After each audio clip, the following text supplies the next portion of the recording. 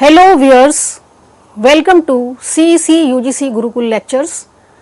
I am Dr. Rekha Kashyap, Associate Professor from Department of Chemistry, Motilal Nehru College, University of Delhi. I shall be giving a lecture on the topic of e-mobility and decarbonization of transport sector spearheaded by electric vehicles or EVs.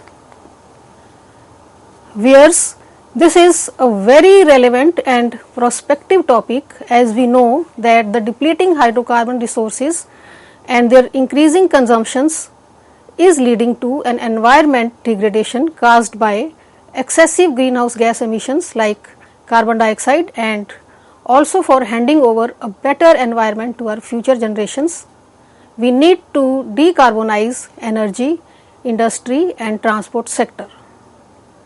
Of these, we shall discuss the decarbonization of transport sector by use of electric vehicles or EVs. The decarbonization of transport sector shall be achieved mainly by use of electric vehicles EVs. We shall discuss here their future, feasibility, challenges posed and opportunities created by use of EVs. We shall also discuss strategies by which EVs help us to reduce greenhouse gas emissions as they do not burn hydrocarbon fuel and run on batteries that are charged from solar power, thus ensuring zero carbon footprint from well to wheels, that is from source to tail end emission. Now, how do we define hydrocarbon economy? It is a term referring to the global hydrocarbon industry and its relationship to world markets. As we know, the energy used mostly comes from three hydrocarbons: petroleum, coal and natural gas. Now, let us see how hydrocarbon economy is not future sustainable. As huge carbon moves from fossil fuel to environment, about 7 gigatons of carbon is released into the atmosphere annually, out of which 5.5 gigatons is due to fossil fuel usage, mainly energy sector, industry and transport sector. Hydrocarbon economy is not future sustainable. The main carbon absorbing sinks in nature are oceans and Amazon forests absorb about 2 gigatons. That is why Amazon forests are also known as the lungs of the earth. 3 gigaton remains in the atmosphere, thus the balance 2 gigatons remains unaccounted, causing environmental degradation and temperature rise. Now, let us see the disadvantages of fossil fuel. Burning of fossil fuel has environmental hazards. It causes global warming and temperature rise, leading to ocean level rise and submergence of coastal cities. Increased carbon dioxide levels in atmosphere causes carbonic acid formation, which comes down with rain, a phenomena called acid rain. Now, there are adverse effects on human health due to diseases caused by pollution such as bronchitis and lung cancer, to name some of them. Impact on aquatic life by oil spills. There are also finite resources of fossil fuel. The transportation sector is one of the major contributors of carbon dioxide globally, about 17%, next only to industries about 24%. Now, let us define what is an electric vehicle. Electric vehicles or EVs are automobiles which are powered by electric engines driven by electric energy. The development of EV is a very prospective and important process. EVs are vehicles powered by an electric motor instead of an internal combustion engine or IC engine. Now, let us see what are the reasons for embracing electric vehicles or EVs. They are environment friendly with zero emissions. There are financial reasons for embracing EVs. We will see the feasibility of EVs. Electric vehicles allow savings in cost of imported crude. They help in reducing dependence on oil and gasoline. They provide smooth, noiseless driving experience and have less maintenance, no fire hazards associated. Let us discuss them all one by one. Environmental reasons for embracing EVs. World Air Quality Report 2020 by Swiss organization IQ Air measured air quality index of various world cities.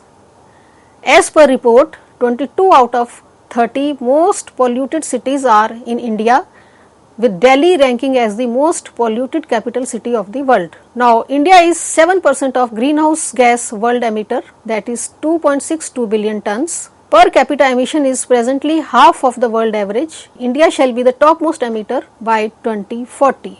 As we know, Paris Climate Treaty 2015 mandates that we have to reduce greenhouse gas emissions intensity by 30% of 2005 level by 2030 and 0% of 2005 level by 2050. Secondly, to limit average global temperature rise to 2 degree above the pre-industrial level and further make efforts to limit rise not more than 1.5 degree. So, this requires clean energy investments. Now, let us see what are the financial reasons. Petroleum import of India. India imports 85% of its petroleum requirement presently, spends $100 billion annually. It will import 90% of its petroleum requirement in 2030, resulting in 200 billion outflow annually. It will further rise to 92% of its petroleum requirement in 2040, costing us $300 billion annually, which will be our 25% of global imports. Crude oil presently is 25% of India's total import. India also needs to safeguard its fuel security against disruption in supply and fluctuations in price of oil, since it impacts its inflation and stunts its growth rate. To that end, an area that can help India reduce its fuel import bill in a big way is adoption of electric vehicles or EVs whose batteries are charged from RE power. Feasibility of EVs. By feasibility, we mean whether we have enough RE power to charge all the electric vehicles on road by 2030. Let us estimate the total amount of electricity required in billion units by India in 2030 to charge batteries to meet the demand of projected population of EVs, both 2 and 4 wheelers on road. Feasibility of EVs. As per report of Niti Aayog, by 2030, 80% 2 and 3 wheelers, 70% of all commercial cars, 30% of all private cars and 40% of all heavy vehicle, buses, etc. shall be electric vehicles. For calculation sake, let us assume 50% 4-wheeler and 80% 2-wheelers on road by 2030. This is as per Niti Aayog. But considering the speed with which electric car battery prices are dropping, leading to drop in prices of EVs, the gap in the initial prices of internal combustion vehicles and electric vehicles shall close much before 2030, and the charging infrastructure is being set up in a big way by private electric vehicle manufacturers like Ola and PSU companies like NTPC. And power grid further with new high energy density fast charging batteries coming up. It is quite possible that by 2030 all 2-wheelers and 4-wheelers on road may be EVs, as they are cheaper to run with nil maintenance. We shall therefore consider two possibilities. Possibility 1, that all the 2 and 4-wheelers are EVs by 2030. Possibility 2, only 50% of all 4-wheelers and 80% of 2-wheelers on road are EVs by 2030. This possibility arises if we consider Niti Aayog report stated before. This is the representation of scenario 1 and scenario 2, that how much electricity will be required in 2030 to charge batteries. As per scenario 1, as already stated, that all 2 and 4 wheelers are replaced by EVs in 2030. As per scenario 2, that is Niti Aayog, in 2030 80% of 2 wheelers and 3 wheelers and 50% of all 4 wheelers will be electric vehicles. The number of 2 wheelers, that is 73.5% of total vehicles on road in 2019 stood at 215 million, and with the present annual 10% growth rate, the anticipated population of 2 wheelers shall be about 600 million by 2030. The anticipated population of present 40 million 4 wheeler with an annual 13% growth rate shall be about 100 million in 2030. This shows the feasibility of electric vehicles. There will be, with a growth rate of 10% 2 wheelers from 240 millions in 2022 to it will be 600 millions in 2030, and with a growth rate of 13% all the 4 wheelers 40 million 4 wheelers in 2022 shall be 100 million by 2030. So by 2030 anticipated total population of 4 wheelers shall be 100 million and 2 wheelers shall be 600 million. Further, let's consider, for example, a typical 4-wheeler car as Tesla EV Model 3 equipped with latest 85 kWh batteries and a typical 2-wheeler EV with 10 kWh battery. Now let's calculate the electricity required as per scenario 1, where all 2-wheelers and 4-wheelers are replaced by EVs in 2030. For 4-wheelers, 100 million of 4-wheelers each with a battery of 85 kWh shall be 850 crore units or 8.5 billion units, and with 100 charges a year, considering a car charging every third day, shall be 8.5 into 100, that is 850 billion unit. This is for 4-wheelers. Now for 2-wheelers, 600 million 2-wheelers each with a battery of 10 kWh shall be 600 crore units or 6 billion, and with 150 charges a year it will be 6 into 150, considering 2-wheeler is charged every other day, it shall be 6 into 150 and with a total 900 billion units. So overall total for 2-wheelers and 4-wheelers shall be 850 plus 900, that is 1750 billion units in 2030. Now let's calculate the electricity required for scenario 2 or possibility 2. This is as per Niti Aayog. For 4-wheelers, 50% of 100 million 4-wheelers with 85 kWh battery each shall be 50 into 85, and that is 4250 million units or 425 crore units or 4.25 billion units, and with 100 charges a year it shall be 4.25 into 100, that is 425 billion units. Now for 2-wheelers as per Niti Aayog scenario 2, 80% of 600 million 2-wheelers with 10 kWh battery shall be 4800 million units or 480 crore units, or with 150 charges a year it shall be 4.8 billion units into 150, and that is 720 billion units. Overall total shall be 425 plus 720, that is 1145 billion units in 2030. This is possibility 2 or scenario 2 as per Niti Aayog. Now let's see the generation available by 2030. Total renewable and non-renewable. The anticipated installed capacity by 2030 shall be 850 gigawatts, out of which total anticipated renewable installed shall be 60% of 850 gigawatt or 500 gigawatt, with breakup as below. Hydel power is 60 gigawatt and solar, wind, geothermal is 450 gigawatt. Now generation available by 2030, total renewable and non-renewable. Actual PLF of Hydel 2019 to 20 about 60%. Since Many of the hydel reservoirs are run-off river and operate optimally only in monsoon or when glacier melts. So 60% of 60 gigawatt shall be 36 gigawatt, that is 313 billion units by 2030. Now solar, wind and geothermal PLF is 25%. So 25% of 450 shall be 112 gigawatt, that is 978 billion units by 2030.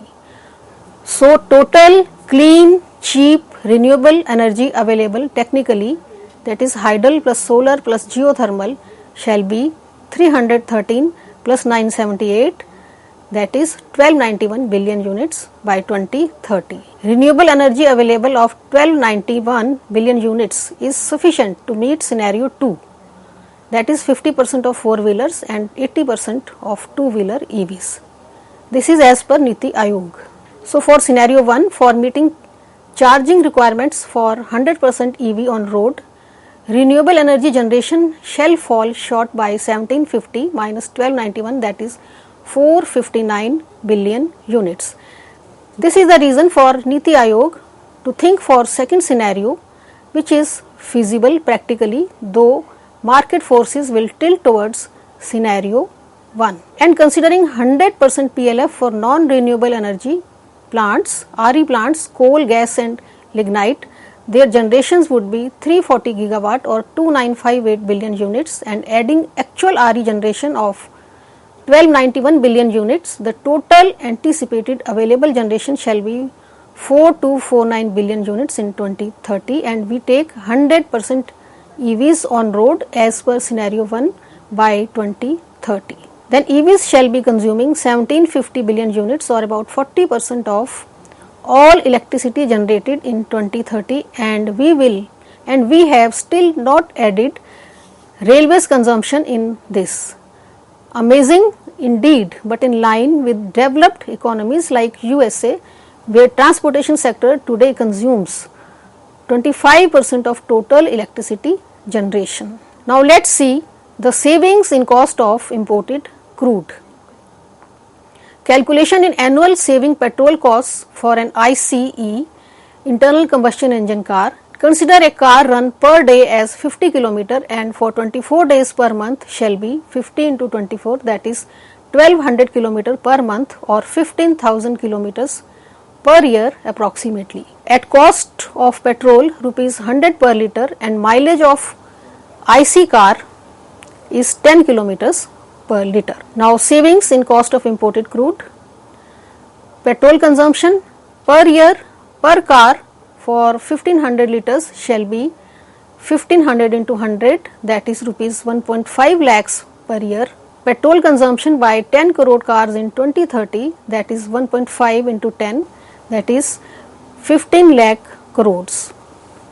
Considering tax 50%, saving in petrol shall be 7.5 lakh crores if all these cars are replaced by EVs. Now calculation in annual saving petrol costs for an IC two-wheeler. Taking petrol consumption of a two-wheeler as half liter per day or 200 liter per year, the cost of petrol consumption in year at the rate 100 will be 200 into 100, that is 20,000 rupees 20,000 per year. Petrol consumption by 60 crore two-wheelers shall be 60 crore into 20,000, that is rupees 12 lakh crores.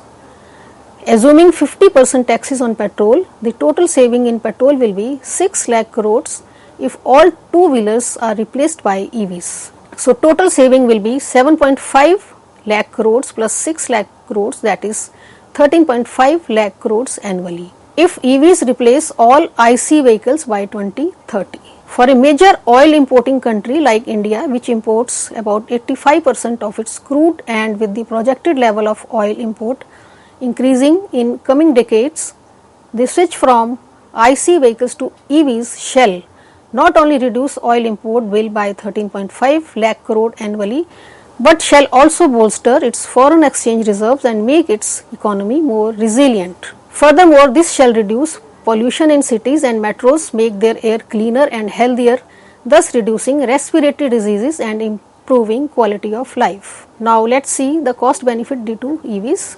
Cost per kilometer. Tesla 3 model EV car with a battery of 85 kWh gives a mileage of 420 km per charge. One recharge will consume 85 units and at the rate of 7 per unit, cost per recharge is rupees 595. So cost per kilometer shall be rupees 1.40 per kilometer. Now internal combustion engine car gives a mileage of 10 km per liter with petrol. At petrol price at the rate of 110 per liter, cost per kilometer shall be rupees 11 per kilometer. Maintenance cost for IC car has approximately about 2000 moving parts, will be higher, and for an EV car about 20 moving parts, it will be very less. For an average run of 25,000 kilometers per year with a difference of rupees 9 per kilometer in running cost of IC and EV car, the saving will be 2.2 lakh per year or about 10 lakhs in 4 years. Cost benefit due to EVs. Plus EV has very less breakdown and very less wear and tear due to very few moving parts. It can be charged from home socket. Thank you.